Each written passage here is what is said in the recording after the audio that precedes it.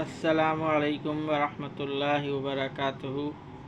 آج کی تعلیم فضائل ذکر چیپٹر 3 پیج نمبر 567 سے ہے۔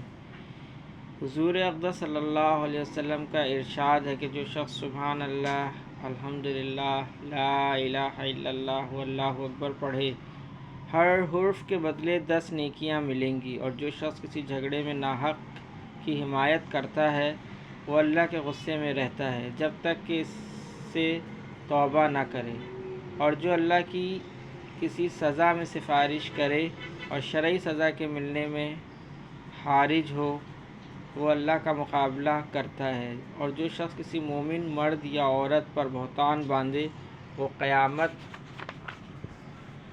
کے دن ردغات الحبال میں قید کیا جائے گا یہاں تک کہ اس بہتان سے نکلے، اور کس طرح اس سے نکل سکتا ہے۔ فائدے میں حضرت فرماتے ہیں، ناحق کی حمایت آج کل ہماری طبیعت بن گئی ہے۔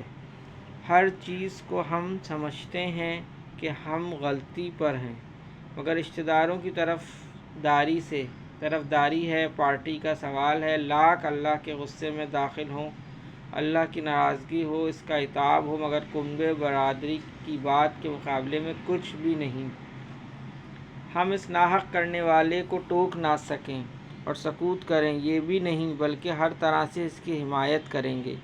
اگر اس پر کوئی دوسرا مطالبہ کرنے والا کھڑا ہو تو اس کا مقابلہ کریں گے۔ کسی دوست نے چوری کی، ظلم کیا، عیاشی کی، اس کے حوصلے بلند کریں گے اور اس کی ہر طرح مدد کریں گے۔ کیا یہی ہے ہمارے ایمان کا متقاضا؟ یہی ہے دینداری؟ اسی پر اسلام کے ساتھ ہم فخر کرتے ہیں، یا اپنے اسلام کو دوسروں کی نگاہ میں بھی بدنام کرتے ہیں اور اللہ کے یہاں خود بھی ذلیل ہوتے ہیں؟ ایک حدیث میں ہے کہ جو شخص عصبیت پر کسی کو بلائے یا عصبیت پر لڑے وہ ہم میں سے نہیں۔ دوسری حدیث میں ہے کہ عصبیت سے یہ مراد ہے کہ ظلم پر اپنی قوم کی مدد کرے۔ رغات الحبال وہ کیچڑ ہے جو جہنم لوگوں کے لہو پیپ وغیرہ سے جمع ہو جائے۔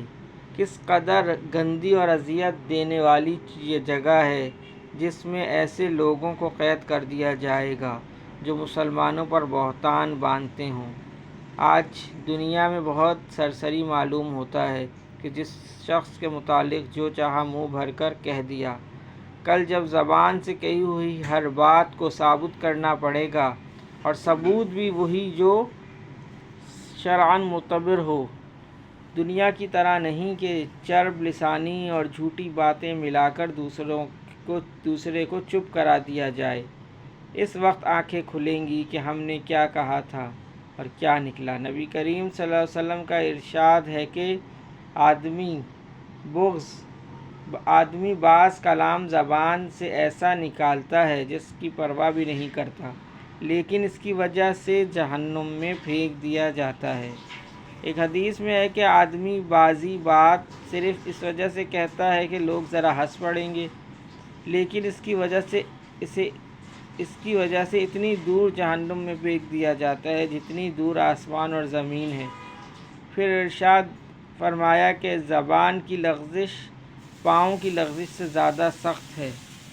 ایک حدیث میں ہے کہ جو شخص کسی کو کسی گناہ سے آر دلاوے وہ خود مرنے سے پہلے اس گناہ میں مبتلا ہوتا ہے۔ امام احمد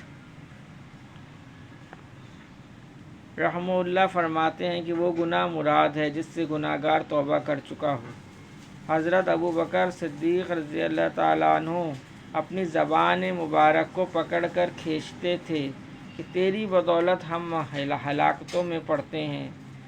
ابن المنکدر رحمہ اللہ علیہ مشہور محدثین میں ہیں اور تابعی ہیں، انتقال کے وقت رونے لگے۔ کسی نے پوچھا کیا بات ہے؟ فرمانے لگے مجھے کوئی گناہ تو ایسا نہیں معلوم نہیں جو میں نے کیا ہو، اس پر روتا ہوں کہ کوئی بات ایسی ہو گئی ہو جس کو میں نے سرسری سمجھا اور وہ اللہ کے نزدیک سخت ہو۔ بس بھائیو دوستو، اللہ پاک ہمیں ان تمام باتوں پر عمل کرنے کی توفیق نصیب فرما دے۔ اور ان تمام باتوں کو دوسروں تک پہنچانے والا بنا دے۔ اللہ پاک نے یہ نبیوں والا کام میری، آپ کی اور تمام عالم کے تمام مسلمانوں کی ذمہ داری لگائی ہے۔ خود بھی ان سب باتوں کو سیکھیں، عمل کریں اور دوسروں کو بھی اس کی دعوت دیں۔ اللہ پاک ہم سب کو عمل کی توفیق نصیب فرمائے۔ اللہم صلی علی محمد وعلی آل محمد۔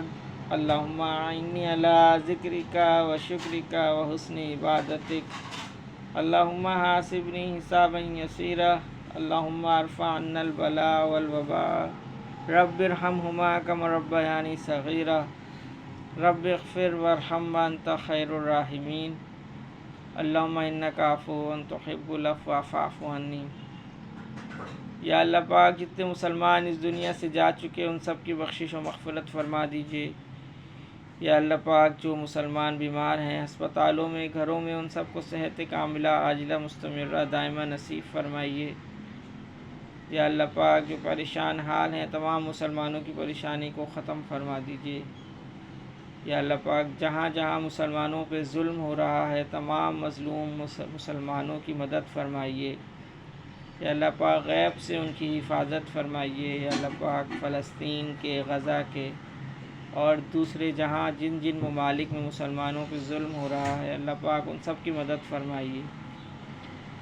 یا اللہ پاک جن لوگوں کو شہید کر دیا گیا یا جو زخمی ہیں ان سب کی مدد فرمائیے۔ جو شہید ہو گئے ان کو جنت الفردوس میں اعلیٰ مقام نصیب فرمائیے۔ یا اللہ پاک ہم سب کے گناہوں کو معاف فرما دیجیے۔ دین کی محنت کے لیے، دین کی اس کام کے لیے اللہ پاک ہمیں لگائے رکھیے۔ تمام عالم کے تمام مسلمانوں کو اللہ پاک ہدایت نصیب فرمائیے۔